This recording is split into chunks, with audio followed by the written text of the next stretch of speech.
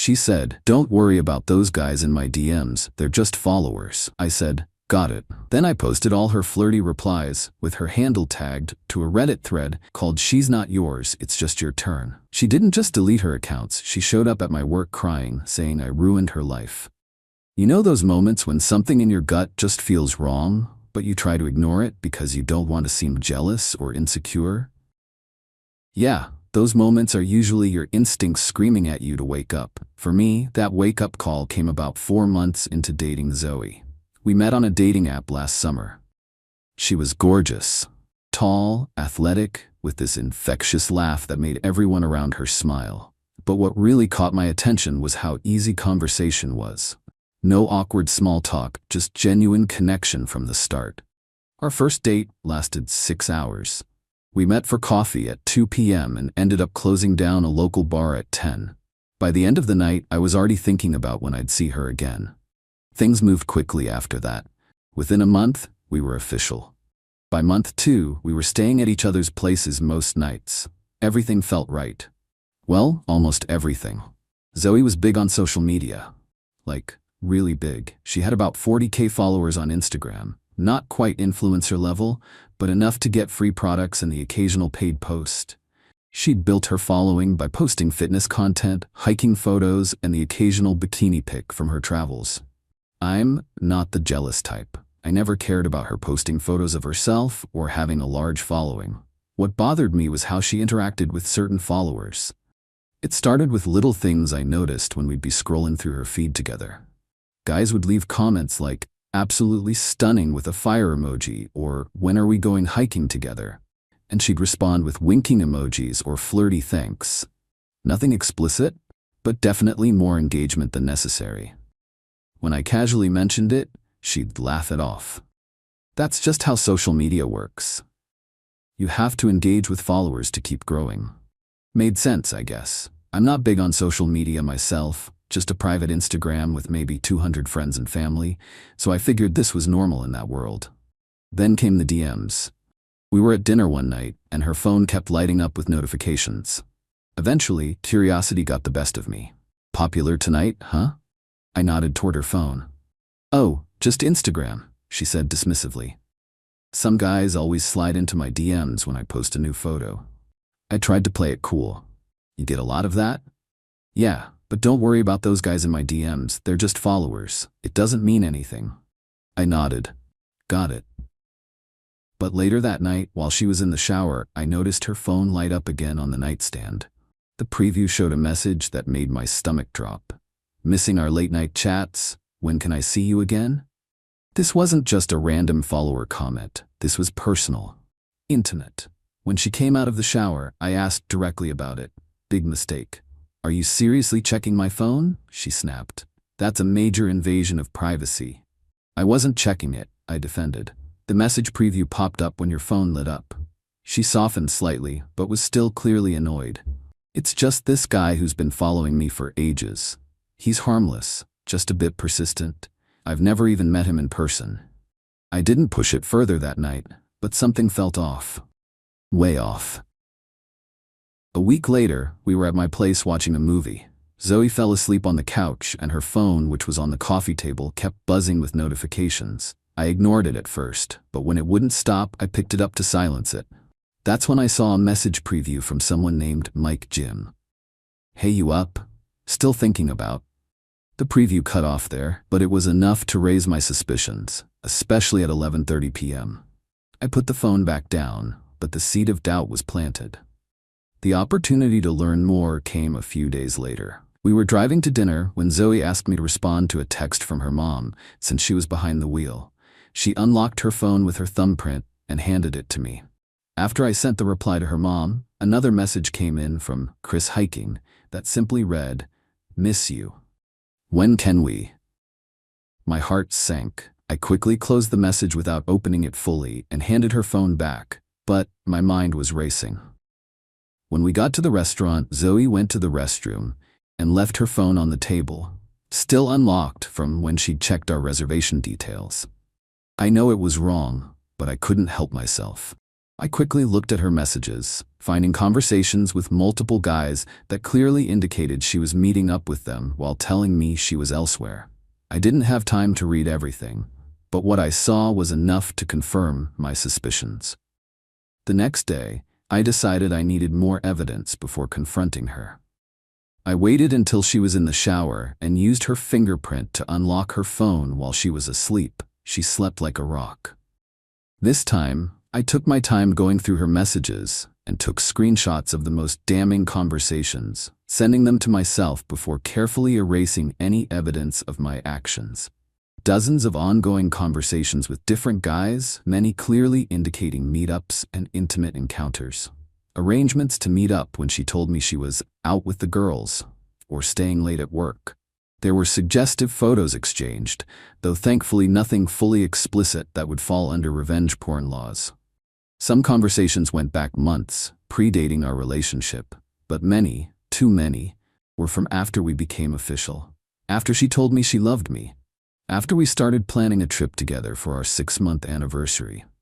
I didn't confront her that day. I needed time to think, to plan.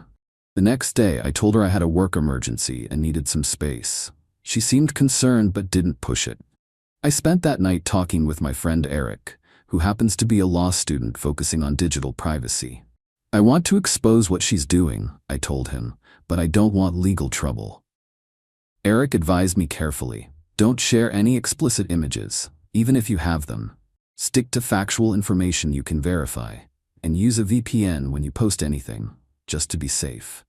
Taking his advice, I created a throwaway Reddit account using a VPN connection and crafted a detailed post for a subreddit called She's Not Yours, It's Just Your Turn, a forum dedicated to stories about unfaithful partners and the red flags people missed. I uploaded the screenshots, with any suggestive photos blurred out but conversations intact, with her Instagram handle clearly visible, and detailed our relationship timeline alongside her ongoing conversations with these other men. The title was simple: 40K fitness influencer playing multiple guys while in a committed relationship, including me. I didn't tell her what I'd done. I just waited. It took about 3 days for everything to start unraveling. The Reddit post gained traction slowly at first, then exploded after someone shared it to Twitter and Instagram. People started connecting the dots between the screenshots and Zoe's public profile. By the 4th day, her followers began leaving comments on her photos, referencing the Reddit thread.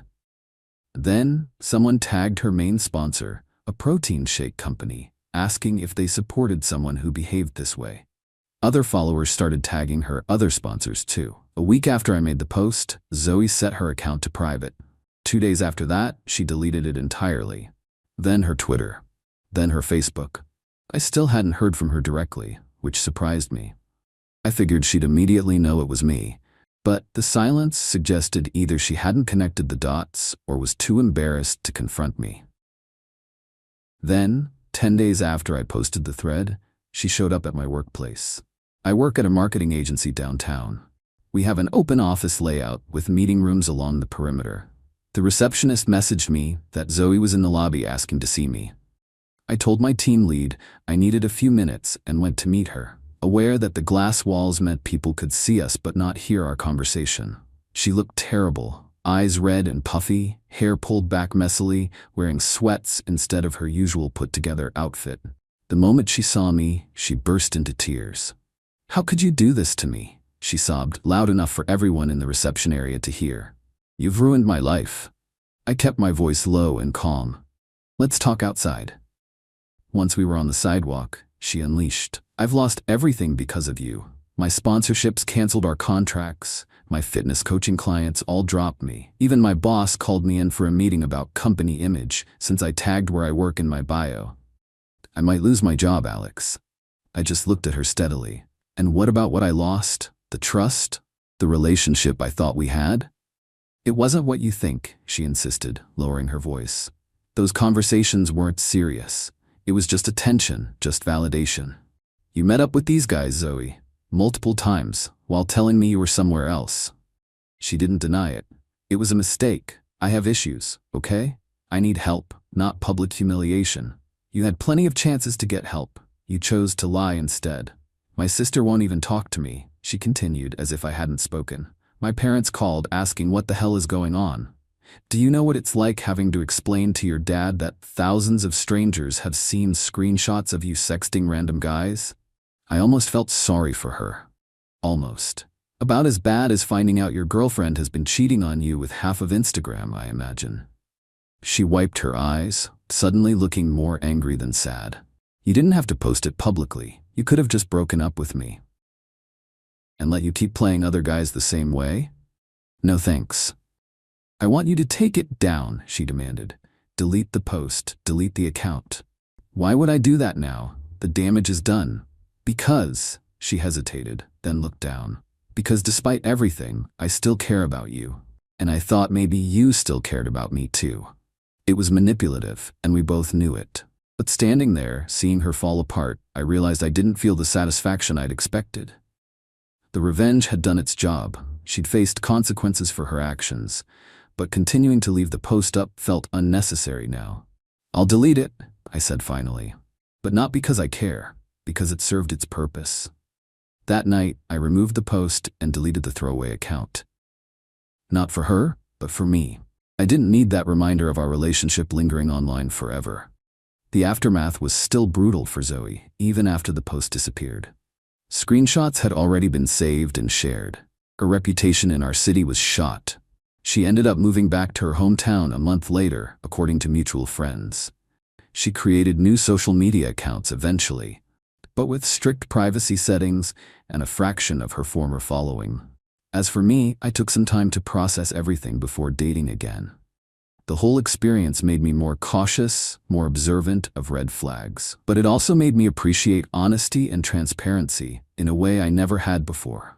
6 months later, I met someone new. On our third date, I told her the whole story, not as a warning but as context for why trust is so important to me. Her response told me everything I needed to know about her character. You know, she said thoughtfully, what she did was wrong, but I'm not sure public humiliation is ever the answer. She was right, of course. If I could go back, I'd handle things differently. I'd still expose the truth, but perhaps in a way that didn't invite the entire internet to pile on. The revenge felt good in the moment but left a bitter aftertaste. That said, I don't regret making sure Zoe faced real consequences. Sometimes people need to lose everything before they recognize what they had and what they threw away. The last I heard, Zoe was in therapy and maintaining a much lower profile online. Sometimes the harshest lessons are the ones that actually change us. I hope that's true for her. As for those DMs she told me not to worry about, trust your gut. Always.